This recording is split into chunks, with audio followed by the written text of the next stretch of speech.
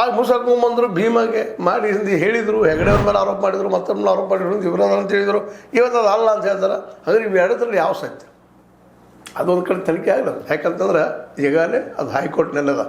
ಆದರೆ ಇದಕ್ಕೆ ಪೂರ್ವದಲ್ಲಿ ಆದಂತಹ ಈಗ ಹೇಳಿದಲ್ಲಿ ಎಲ್ಲ ಹತ್ಯಾಕಾಂಡಗಳ ಇಲ್ಲಿವರೆಗೆ ತನಿಖೆ ಯಾಕೆ ಆಗ್ತಾಯಿಲ್ಲ? ಯಾರಿದ್ದಾರೆ ಇದರಿಂದ? ಮುಂದೆ ಭೂಮಿಗಳು ಅವು ವ್ಯವಹಾರ ಆಗ್ತಾಯಿದ್ದಾವೆ. ಅದ್ರ ಬಗ್ಗೆ ಇವತ್ತು ಯಾಕೆ ಸಡನ್ನಾಗಿ ರಿಸಲ್ಟ್ ಹೊರಗೆ ಬರ್ತಾಯಿಲ್ಲ? ಯಾಕೆ ಮುಂದೂಡ್ತಾ ಇದ್ದಾರೆ? ಹೆಂಗೆ ಮುಂದೆ ಹೋಗ್ತಾ ಇದ್ದಾವೆ? ಇದನ್ನು ಸಹಿತ ಇವತ್ತು ಕೇಳುವಂಥ ಪ್ರಸಂಗ ಅದ. ಯಾಕಂದರೆ ಯೂಟ್ಯೂಬರ್ಸ್ ಹೇಳಿದ್ದೆಲ್ಲ ಸತ್ಯತೆ ಹೇಳ್ತಾ ಇಲ್ಲ. ಹಂಗಂತೇಳಿದು ಕೋದಿ ಮೀಡಿಯಾ ಅಥವಾ ಒಂದು ಮೇನ್ ಮೀಡಿಯಾ ಇವರು ಹೇಳೋದೆಲ್ಲ ಸತ್ಯ ಅಂತಲ್ಲ. ಇಬ್ಬರು ಬುದ್ಧಿವಂತರಿದ್ದಾರೆ, ಇಲ್ಲಂತಲ್ಲ. ಇಲ್ಲಿ ಯಾರೋ ದಡ್ಡರು ಯಾರೂ ಇಲ್ಲ. ಹೆಗಡೆಯವರು ಬುದ್ಧಿವಂತರಿದ್ದಾರೆ, ಸೋಮನಾಥ್ ನಾಯಕರು ಬುದ್ಧಿವಂತರಿದ್ದಾರೆ, ಇಲ್ಲಿ ಹೋರಾಟಗಾರರು ಬುದ್ಧಿವಂತರಿದ್ದಾರೆ.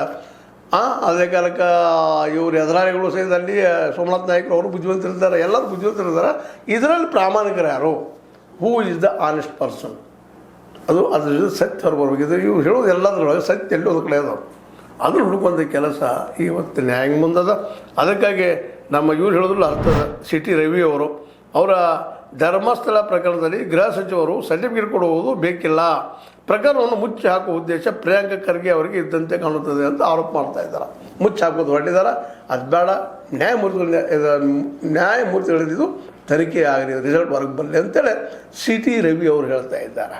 ಈಗ ಎಲ್ಲರೂ ಬಿ ಜೆ ಪಿಯ ವಿಜೇಂದ್ರ ಅವರಾಗಿರ್ಬೋದು, ಇನ್ನೊಂದಾಗಿರ್ಬೋದು, ಎಲ್ಲರೂ ಹೇಳ್ತಾ ಇದ್ದಾರೆ. ಅದೇ ಕಾಲಕ್ಕೆ ನಮ್ಮ ಎರಡು ಕಡೆದವರು ಕೇಸ್ ಮುಚ್ಚಾಕೋದು ಪ್ರಯತ್ನ ಮಾಡ್ತಾ ಇದ್ದಾರೆ ಎಲ್ಲರೂ. ಇಬ್ಬರು ಹೇಳೋದು ಷಡ್ಯಂತ್ರ, ಇಬ್ಬರು ಕೇಸ್ ಮುಚ್ಚಾಕಿದ್ದಾರೆ ಅಂತೇಳಿ. ಇಲ್ಲೇ ಯಾರು ಕೇಸ್ ಮುಚ್ಚಾಕ್ತಾ ಇದ್ದಾರೆ, ಇದೇನು ಎಂದು ತನಿಖೆ ಅಂತ ಆಗಬೇಕೀಗ.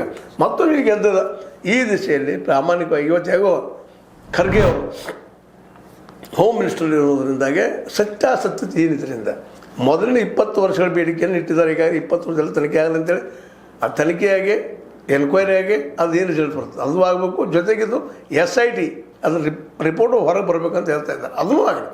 ಎರಡೂ SIT ತನಿಖೆ ರಿಪೋರ್ಟ್ ಹೊರಗೆ ಬರಲಿ, ಜೊತೆಗೆ ಇದೇನೀಗ ಆಗ್ಯದ 20 ವರ್ಷದಿಂದ ಆಗ್ತಾ ಬಂದದ, 30 ವರ್ಷದಿಂದ ಆಗ್ತಾ ಬಂದಲ್ಲ ಘಟನೆಗಳು, ಇವ್ರ ತನಿಖೆನೂ ಆಗಬೇಕಾಗ್ಯದ. ಇದರ ಎನ್ಕ್ವೈರಿ ಯಾವಾಗ ಆಗುವುದು?